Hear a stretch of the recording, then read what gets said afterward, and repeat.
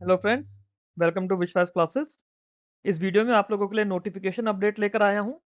Bank note paper मिल में assistant manager का recruitment आया है।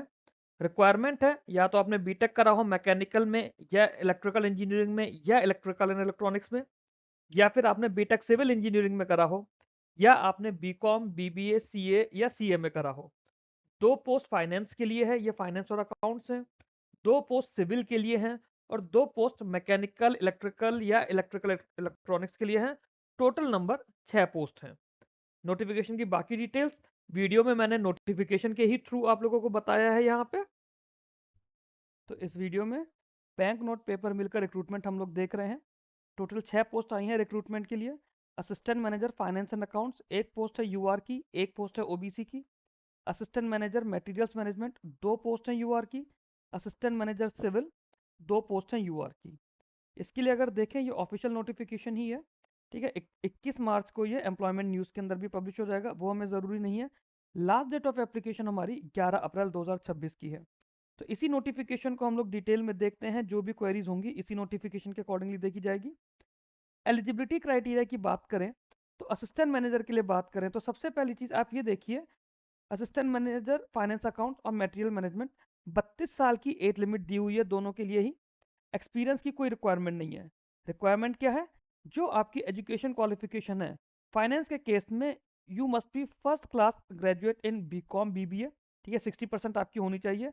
डिस्टेंस लर्निंग है या रेगुलर है ऐसा कुछ भी मेंशन नहीं है। बट साथ में आपके पास या तो सीए हो या सीएमए हो, ठीक है। First class graduate in BCom और BBA from any recognised Indian university institute with ICAI cost and management accountant या आईसीएमएआई। या तो आपने बीकॉम बीबीए करा हो, या फिर आप आईसीएआई से आपने सीए करा हो, या आईसीएमएआई से आपने सीएमए करा हो। मटेरियल और मैनेजमेंट की बात करें तो मटेरियल मैनेजमेंट में आपके जो इंजीनियर्स हैं फुल टाइम, ठीक है। यहाँ पे फुल टाइम की बात है। फाइनेंस और अकाउंट्स में आपका डिस्टेंस या फिर रेगुलर मोड का मेंशन नहीं है। इंजीनियर्स के लिए जो मटेरियल मैनेजमेंट की बात कर रहे हैं या फुल टाइम, या तो आपने मैकेनिकल इंजीनियरिंग करी हो, इलेक्ट्रिकल इंजीनियरिंग करी हो, या इलेक्ट्रिकल एंड इलेक्ट्रॉनिक्स करा हो विथ 60% मार्क्स। डिजायरेबल ये है कि आपने अगर मटेरियल मैनेजमेंट या कॉन्ट्रैक्ट मैनेजमेंट या सप्लाई चेन मैनेजमेंट से भी आपने अगर कुछ डिजायरेबल करा हो, है ना, कुछ इससे रिलेटेड आपने कोई डिप्लोमा या सर्टिफिकेशन या आपकी डिग्री का पार्ट हो, जैसे कुछ लोग पोस्ट ग्रेजुएट करते हैं, तो वो आपके लिए डिजायरेबल हो जाएगा।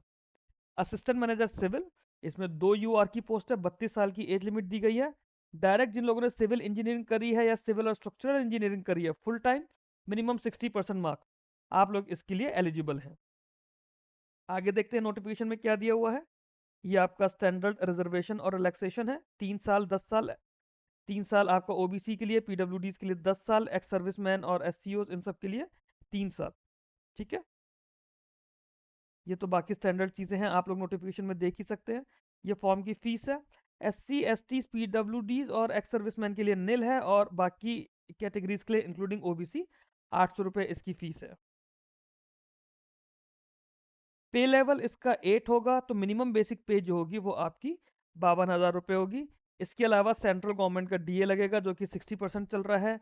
एचआरए होगा depending on the place of posting. For example Mysuru में अगर होता है तो 20% ऑफ बेसिक पे हो जाएगा।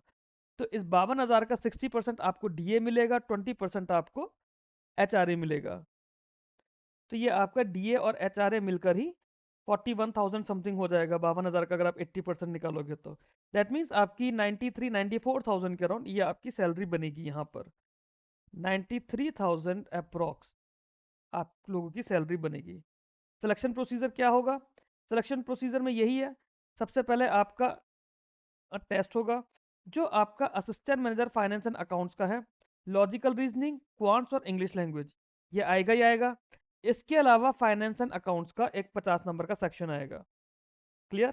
बहुत सिंपल पेपर होगा इसका, बहुत ज़्यादा टफ नहीं होगा अगर आप लोगों ने फाइनेंस और अकाउंट्स पढ़ा हुआ है तो। असिस्टेंट मैनेजर मटेरियल मैनेजमेंट की अगर हम लोग बात करते हैं, इसमें लॉजिकल रीजनिंग, क्वांट्स और इंग्लिश तो आएगा ही आएगा। साथ में आपका प्रोफेशनल नॉलेज आएगा। जो मैकेनिकल के बच्चे हैं उनके मैकेनिकल रिलेटेड सब्जेक्ट्स, इलेक्ट्रिकल के बच्चों के लिए electrical engineering related, electrical and electronics के बच्चों के लिए इलेक्ट्रिकल एंड इलेक्ट्रॉनिक्स से रिलेटेड, ठीक है। खास चीज़ क्या है? रीजनिंग के 10 क्वेश्चन, क्वांट्स के 10 क्वेश्चन, इंग्लिश के 10 क्वेश्चन आपके फाइनेंस के लिए। जब हम असिस्टेंट मैनेजर मटेरियल मैनेजमेंट की बात करते हैं, रीजनिंग के 10 क्वेश्चन, क्वांट्स के 20 क्वेश्चन, इंग्लिश के 30 क्वेश्चन। मीडियम ऑफ एग्जाम सिर्फ और सिर्फ इंग्लिश होगा, हिंदी मीडियम नहीं होगा इसके अंदर। और आपके जो टेक्निकल सब्जेक्ट है उसके सिर्फ 20 क्वेश्चन। फाइनेंस के केस में फाइनेंस के 50 क्वेश्चन पूछे जा रहे हैं। क्लियर? सिविल के लिए अगर हम लोग देखते हैं तो सिविल में भी वही कंडीशन रहेगी, 10, 20 और 20 क्वेश्चन पूछे जाएंगे, लॉजिकल रीजनिंग, क्वांटिटेटिव एप्टीट्यूड, और इंग्लिश में 20 ही क्वेश्चन है यहाँ पर। और जो सिविल के सब्जेक्ट से है उससे रिलेटेड 30 क्वेश्चन है। तो मुझे नहीं लगता कि ये पेपर बहुत ज़्यादा टफ होने वाला है आप लोगों के लिए। आप लोग चाहें तो मैं आप लोगों को सोर्सेज बता सकता हूँ, आप लोग मेरे मेन विश्वास के चैनल पे मेरे साथ जुड़ सकते हैं, वहाँ पे मैं आप लोगों को सोर्सेज बता दूंगा कि आपको कहाँ से पढ़ना है। फिर बाकी इसमें स्टैंडर्ड चीज़ें हैं जो सभी नोटिफिकेशन के अंदर रहती है, ये आप लोग बेसिक देख सकते हैं। इसमें आई डोंट थिंक मेरे को कुछ आपको अलग से बताने की ज़रूरत होगी।